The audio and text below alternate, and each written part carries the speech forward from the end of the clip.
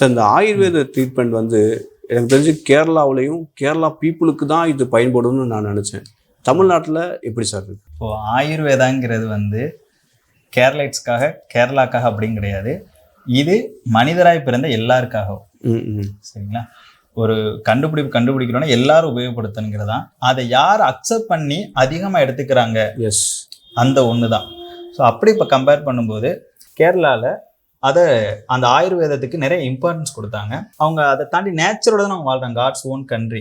So அவங்க அந்த நேச்சரோட இருக்கும்போது அதை ஒட்டி வரக்கூடிய இந்த மருத்துவத்தை அவங்க அக்செப்ட் பண்ணிக்கிட்டாங்க. அதோட எசன்ஸ் புரிஞ்சது. ஸோ அதனால கேரளாவில் அதிகமான ஆயுர்வேத மருத்துவமனைகள் இருக்கு, அதிகமான ஆயுர்வேத மருத்துவ கல்லூரிகளும் இருக்கு தமிழ்நாட்டை கம்பேர் பண்ணும்போது. ஸோ அதனால அங்கே வந்து அதிகமாக போகிறாங்க. பட் இது எல்லாருக்குமானதான். ஆயுர்வேதாங்கிறது நம்மளுடைய ஆயுர்வேதத்தில் சொன்னதையும் நம்மளுடைய புத்தகங்கள் என்ன சொல்லியிருக்கோ, சிகிச்சைகள் சொல்லியிருக்கோ அதை பேஸ் பண்ணதானே தவிர இது ஒரு குறிப்பிட்டவங்களுக்கு அப்படிங்கிறது எதுவும் கிடையாது. இப்போ தமிழ்நாட்டில் ஆயுர்வேதம் எப்படி இருக்கு சார்? தமிழ்நாட்டில் ஆயுர்வேதம் கொரோனாக்கு முன் கொரோனாக்கு பின் அப்படின்னு பிரிச்சுக்கலாம். கொரோனாக்கு முன்னாடி எல்லாரையும் பொறுத்த வரைக்கும் அது ஆயுர்வேதா, சித்தா, வாட்டவர், அவங்களோட ஒரு காமன் தாட் என்னன்னா நாட்டு மருந்து.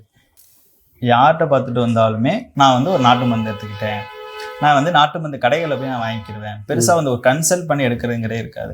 நேராக ஒரு கடைக்கு போவாங்க, ஒரு மாதிரி பிரச்சனையை சொல்லுவாங்க, அதுக்கு உண்டான சூர்ணம் ஏதோ கொடுப்பாங்க, வாங்கிட்டு வருவாங்க. ஸோ இந்த மாதிரி தான் இருந்தது. ஆனால் கொரோனாக்கு பின்னாடி ஒரு பூஸ்ட், ஒரு அவேர்னஸ் புரிஞ்சுது. ஸோ வாட் இஸ் ஆயுர்வேதா, ஆயுர்வேதம் இதெல்லாம் இருக்கா, இப்போ பஞ்சகர்மாங்கிற இந்த வார்த்தைகள் வந்து இன்னைக்கு வந்து ஒரு பரவலாக இருக்கு அப்படின்னா மக்கள் இப்போ புரிஞ்சுக்க ஆரம்பிக்கிறாங்க. அவங்களுக்கு என்ன ஆல்டர்னேட்டிவ் மெடிசன், இதை வந்து ஆல்டர்னேட்டிவ் மெடிசன் சொல்றதே நான் ஒத்துக்க மாட்டேன். It's not alternative. இது வந்து என்னோட ட்ரெடிஷ்னல் மெடிசன். இது இன்னைக்கு ஆல்டர்னேட்டிவ் சொல்றதே I don't accept it. Traditional medicine தான். ஸோ இப்போ அந்த ட்ரெடிஷனை வந்துட்டு பேக் டு ட்ரெடிஷன் எல்லாரும் அந்த ஒரு இதுக்கு வந்து மாறிட்டு வராங்க. ஸோ இப்போ தமிழ்நாட்டில் ஓரளவுக்கு வந்து எல்லாருக்குமே வந்து ஆயுர்வேதாக்கும் சித்தாக்கும் டிஃப்ரென்ஸ் பண்ற அளவுக்குமே ஒரு ஐடியா இருக்கு. ஓகே.